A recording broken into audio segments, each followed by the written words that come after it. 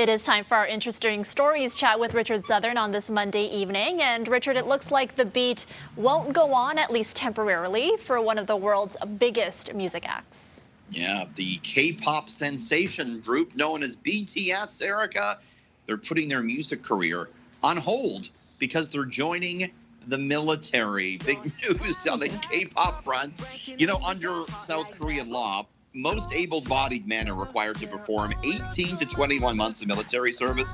Special exemptions have been given out in the past, but the group in a joint statement today said, we're not going to ask for it. We're going to serve our time. Whether or not BTS members must serve in the army has been a hotly debated issue in South Korea.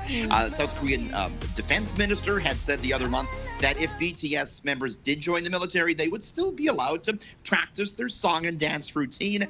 The band's management company, which is publicly traded in South Korea, looked to alleviate worried investors today, informing them they have enough other artists to fill the void. Right. Erica, you gonna miss BTS? Of course I will. I think their fans are called BTS Army, aren't they?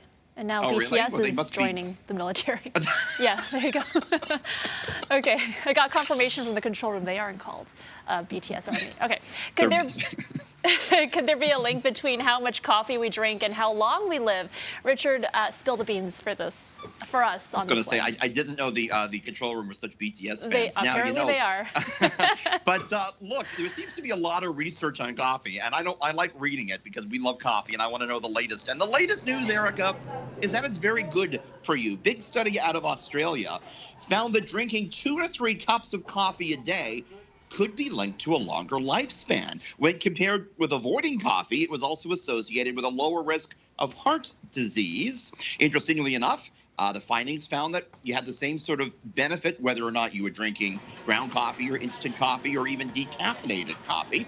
According to the study, the greatest risk reduction was 2 to 3 cups per day. I start getting a little jittery after 2 cups. I don't know if I could push it to 3. Could you, Erica? I can't even drink more than 1 cup. I've reached that age where there's a certain time where I just can't have a coffee anymore. I know, and like after 1 o'clock in the afternoon, that's it, or I'm not going to sleep. Late. So yeah. Finally, we end with a long-standing debate about air travel etiquette.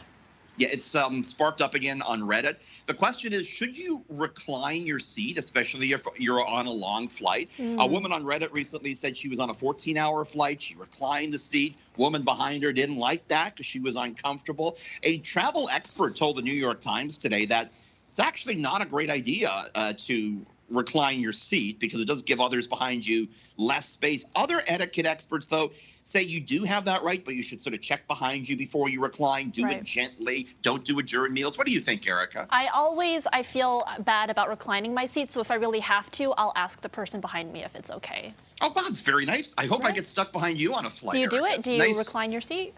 Yes, when I like to clip my nails on the flight, my toenails. Like you showed that video the other week. Yeah. Okay, thanks, Richard. We'll see you tomorrow. See you tomorrow.